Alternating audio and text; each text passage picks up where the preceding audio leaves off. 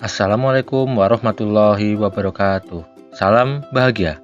Perkenalkan, nama saya Panji Sakti Eka Budiantoro, guru SMA Negeri 1 Paguyangan Kabupaten Brebes, calon guru penggerak Angkatan 9 Kabupaten Brebes. Di sini saya akan menyelesaikan tugas demonstrasi kontekstual modul 1.3 tentang visi guru penggerak. Visi guru penggerak menggunakan pendekatan inquiry apresiatif.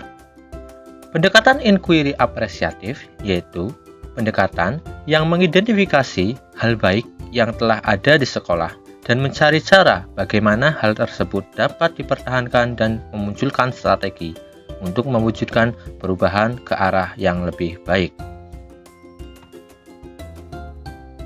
Agar dapat menerapkan pendekatan inquiry apresiatif, maka langkah yang harus dilakukan adalah dengan metode Bagja.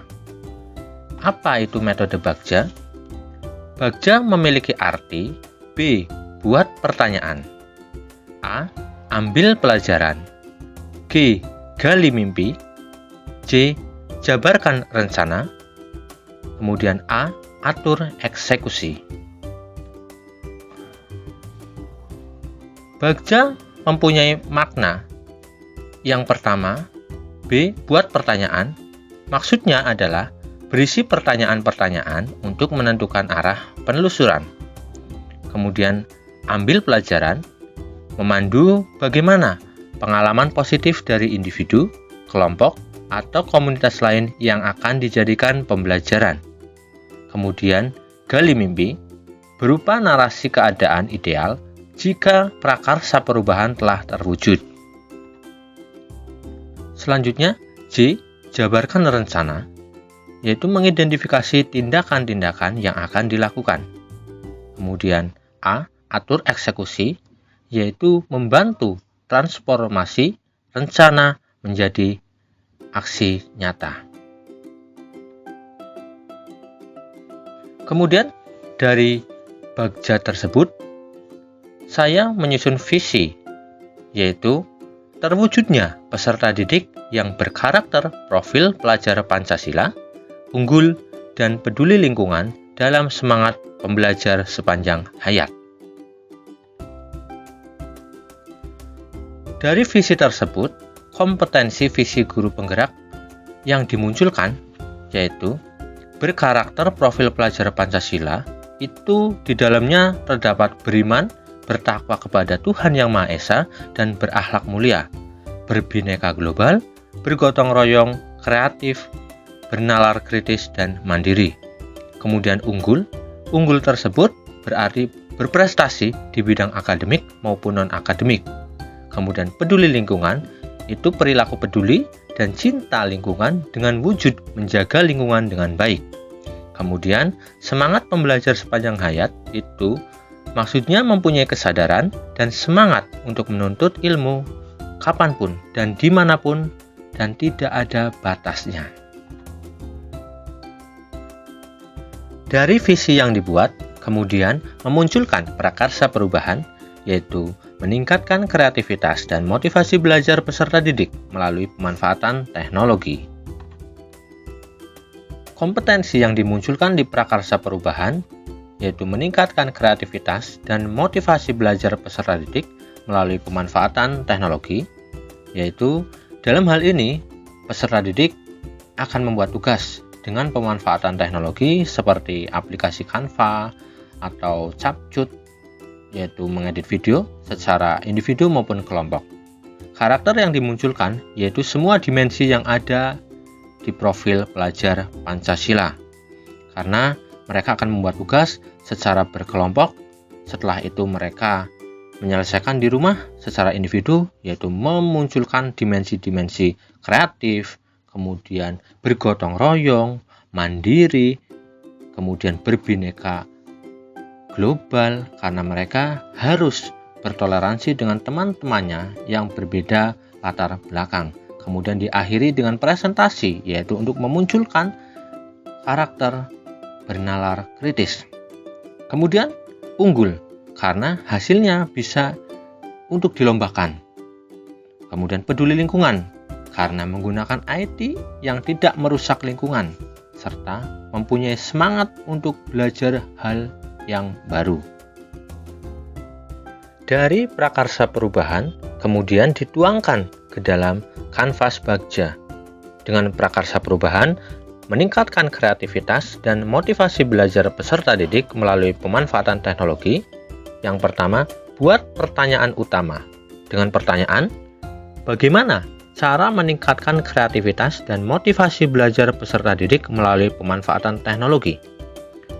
Tindakan atau penyelidikannya, yang pertama, melakukan diskusi dengan kepala sekolah dan rekan sejawat.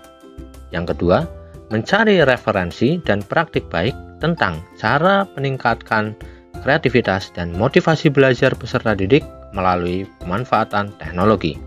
Yang ketiga, mencari tahu karakter peserta didik berdasarkan asesmen diagnostik. Kemudian yang kedua, ambil pelajaran dengan pertanyaan. Yang pertama, siapakah guru yang ahli di bidang teknologi dan memanfaatkan teknologi dalam pembelajaran di kelas? Yang kedua, teknologi pembelajaran apa saja yang digunakan? Yang ketiga, bagaimana memilih media atau teknologi pembelajaran yang tepat agar dapat meningkatkan kreativitas dan motivasi belajar peserta didik. Kemudian tindakan atau penyelidikan. Yang pertama, mencari referensi atau tokoh guru yang ahli di bidang pemanfaatan teknologi. Yang kedua, mencari referensi berupa media atau teknologi pembelajaran yang sesuai dengan peningkatan kreativitas dan motivasi belajar peserta didik. Kemudian yang ketiga, gali mimpi.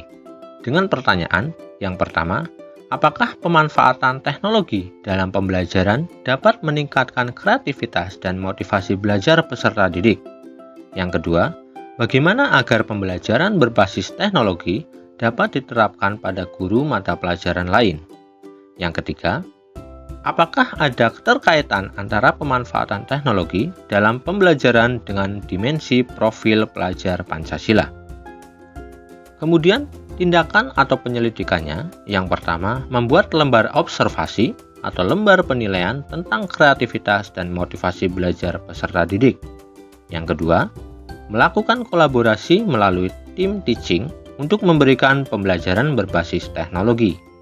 Yang ketiga, mencari referensi tentang dimensi profil pelajar Pancasila dan berkonsultasi dengan orang yang kompeten tentang hal tersebut. Kemudian yang keempat, jabarkan rencana.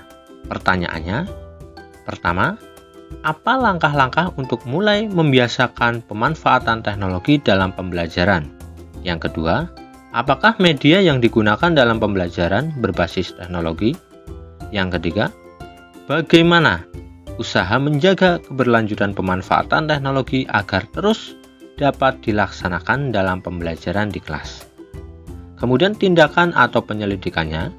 Yang pertama, membuat perangkat pembelajaran, media, LKPD, dan instrumen penilaian yang tepat.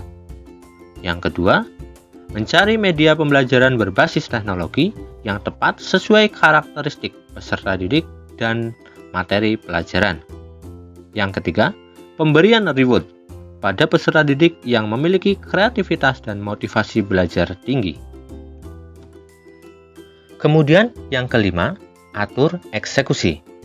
Pertanyaannya, siapa yang bertanggung jawab memonitor agar jalannya kegiatan pemanfaatan teknologi dalam pembelajaran dapat berjalan dengan baik dan konsisten? Tindakan atau penyelidikannya, membuat jadwal kegiatan pembelajaran menggunakan teknologi yang bervariasi tiap minggunya. Demikian penjelasan mengenai demonstrasi kontekstual modul 1.3 tentang visi guru penggerak. Semoga bermanfaat. Salam guru penggerak. Tergerak, bergerak, menggerakkan. Terima kasih. Wassalamualaikum warahmatullahi wabarakatuh.